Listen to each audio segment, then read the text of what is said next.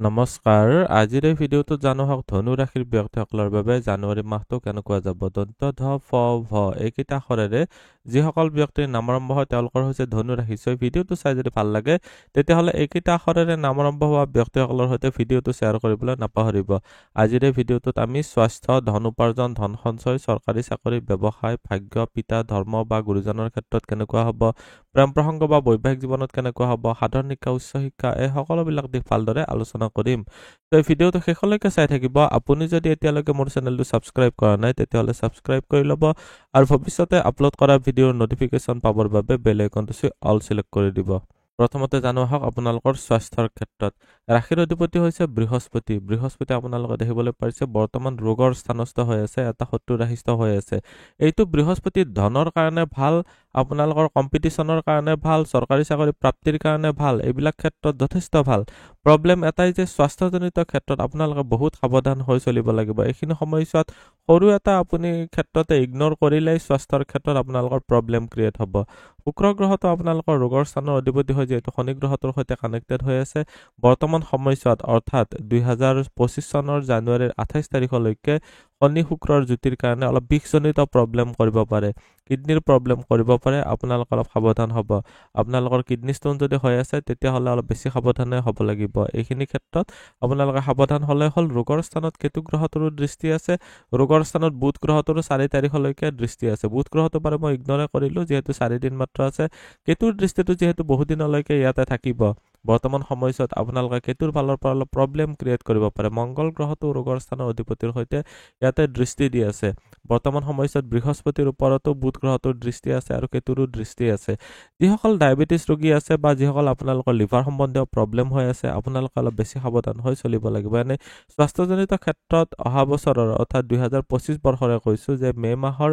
14 তাৰিখৰ পিছতহে আপোনালোকৰ বহুখিনি ভাল ৰিজাল্ট পাব পাৰিব এতিয়া ইয়াতে দেখুৱাই দিলো আপোনালোকৰ উপাৰ্জন বা ধন সঞ্চয়ৰ ক্ষেত্ৰত কেনেকুৱা হ'ব চৰকাৰী চাকৰি বা ব্যৱসায়ৰ ক্ষেত্ৰত এতিয়া জানো আহক ইয়াতে আপোনালোকৰ উপাৰ্জনৰ ঘৰৰ মালিক হৈছে শুক্ৰ গ্ৰহটো আছে পৰাক্ৰমৰ ঘৰত তাৰ মানে হৈছে যে আপোনালোকে কষ্ট কৰিব লাগিব আপোনালোকৰ পৰাক্ৰমৰ ঘৰত মংগলৰ গ্ৰহটোৰ দৃষ্টি আছে 21 তাৰিখলৈকে তাৰ পিছত মংগল গ্ৰহটো আহি যাব ইয়াতে মংগল গ্ৰহটো চতুৰ্থ ঘৰত যেতিয়া আপোনালোকৰ মংগল গ্ৰহটো সপ্তম ঘৰত যেতিয়া আহিব ইয়াৰ পৰা দৃষ্টি দিব ইয়াতে আপোনালোকৰ কৰ্মস্থানতো দৃষ্টি দিব যদি আপোনালোকে পুলিচ বিভাগ সেনা বাহিনী এইবিলাক ক্ষেত্ৰত যদি জড়িত হ'ব বিচাৰি আছে ডিফেন্স সেক্টৰত যদি জয়েন হ'ব বিচাৰি আছে 21 তাৰিখৰ পিছৰ সময়ছোৱা অলপ বেছি ভাল কৰ্মপ্ৰাপ্তিৰ কাৰণে ভাল দেখা গৈছে তাৰ আগৰ সময়ছোৱাত মংগল গ্ৰহটো নিচস্থ ৰাশিত আছে আৰু বক্ৰী হৈ আছে উপাৰ্জনৰ ক্ষেত্ৰত বৃহস্পতিৰ ডাইৰেক্টলি এছ'চিয়েশ্যন হোৱা নাই শনি গ্ৰহটোৰ ডাইৰেক্টলি এছ'চিয়েশ্যন হোৱা নাই উপাৰ্জনৰ কাৰণে আপুনি নিজেই কিছুমান ৰাস্তা উলিয়াই ল'ব পাৰিব লাগিব ধনস্থানৰ মালিক হৈছে শনি গ্ৰহটো ইও আকৌ পৰাক্ৰমৰ ঘৰত আছে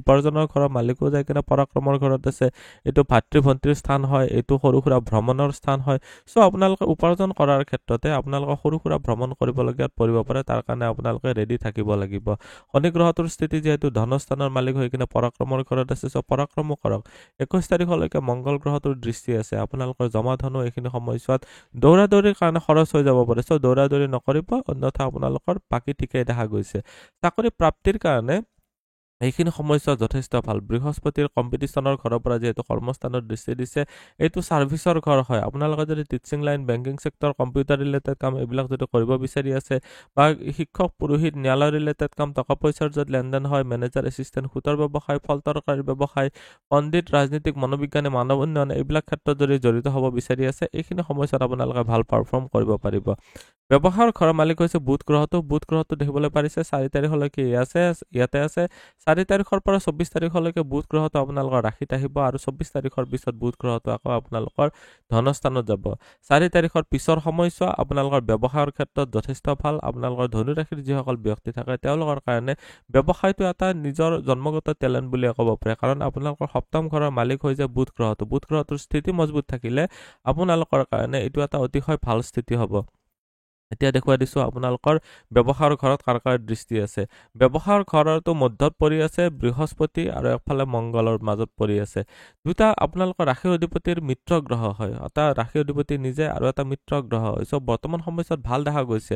কিন্তু কৰ্মস্থানত কেতুৰ স্থিতি থাকিলে আপোনাৰ সৰু সুৰা বিৰক্তি আহি পেলাই কৰ্মস্থানত ব্ৰেক হ'ব পাৰে। এইখিনি সময়ছোৱাত জব চেঞ্জ কৰিবলৈও আপোনালোকৰ মন যাব পাৰে। এইখিনি ক্ষেত্ৰত আপোনালোকে সাৱধান হৈ চলিব পাৰিব লাগিব। সৰু সুৰা বিৰক্তিৰ কাৰণে ডাঙৰ ভুল ডিচিশ্যন যাতে নহয় সেইটো মনত ৰাখিব।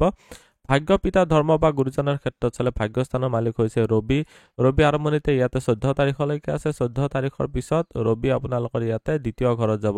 দ্বিতীয় ঘৰত ৰবিৰ স্থিতিটো বেয়া নহয়। এইটো ঘৰত ৰবিৰ স্থিতিৰ কাৰণে বৰ্তমান সময়ছোৱাত আপোনালোকৰ সন্মান প্ৰাপ্তি হ'ব। ঘৰুৱা পৰিৱেশতো আপোনালোকৰ সন্মান পাব পাৰিব। এইবিলাক ক্ষেত্ৰত যথেষ্ট ভালে দেখা গৈছে।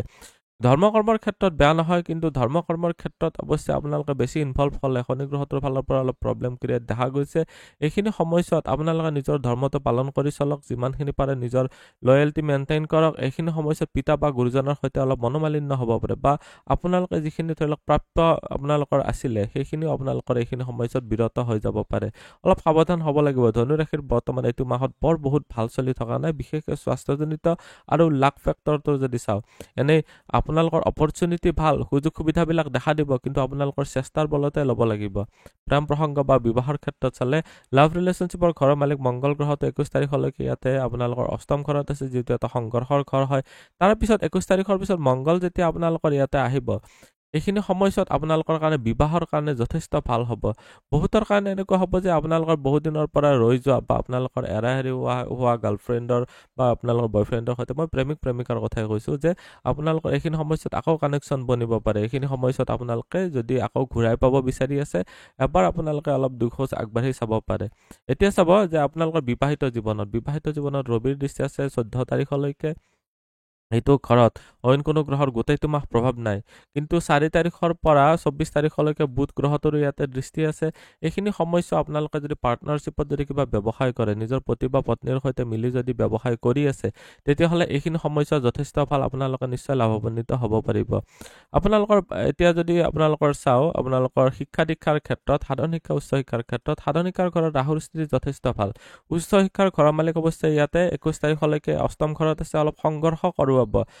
তাৰ পিছৰ সময়ছোৱা 21 তাৰিখৰ পিছৰ সময়ছোৱা মংগল গ্ৰহটো যেতিয়া বক্ৰী হৈ আপোনালোকৰ সপ্তম ঘৰত থাকিব, তেতিয়া আপোনালোকে উচ্চ শিক্ষাৰ ক্ষেত্ৰত ভাল ৰিজাল্ট পাব পাৰিব। অৱশ্যে আপোনালোকে যদি মেকানিকেল ইঞ্জিনিয়াৰিং বা আপোনালোকে যন্ত্ৰপাতি ৰিলেটেড কিবা পঢ়ি আছে, ইনষ্ট্ৰুমেণ্টেশ্যন যদি পঢ়ি আছে, চাৰ্জাৰী ডক্টৰী যদি পঢ়ি আছে, তেতিয়াহ'লে আপোনালোকৰ কাৰণে ভাল। এইখিনি সময়ছোৱাত আপোনালোকে গৱেষণা ৰিলেটেড ক্ষেত্ৰতো নিজস্বভাৱে কিবা যদি কৰিব বিচাৰি আছে, সেইটো ক্ষেত্ৰত যথেষ্ট ভাল ফলে লাভ কৰিবলৈ পাৰিব।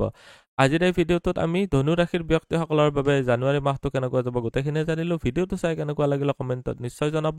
আপুনিও যদি আপোনাৰ বিষয়ে জানিব বিচাৰে, তেতিয়াহ'লে হোৱাটছএপত কণ্টেক্ট কৰিব পাৰে। ধন্যবাদ। এইটো ভিডিঅ'ত আগবঢ়োৱা জ্ঞানখিনিৰ পৰা যদি আনৰো উপকাৰ হ'ব ভাবে, তেনেহ'লে বন্ধুবৰ্গ, আত্মীয় স্বজন আৰু চিনাকি মানুহৰ সৈতে শ্বেয়াৰো কৰিব। আপোনালোকে নেক্সট ভিডিঅ' কিহৰ ওপৰত চাব বিচাৰে কমেণ্টত জনাব। ধন্যবাদ।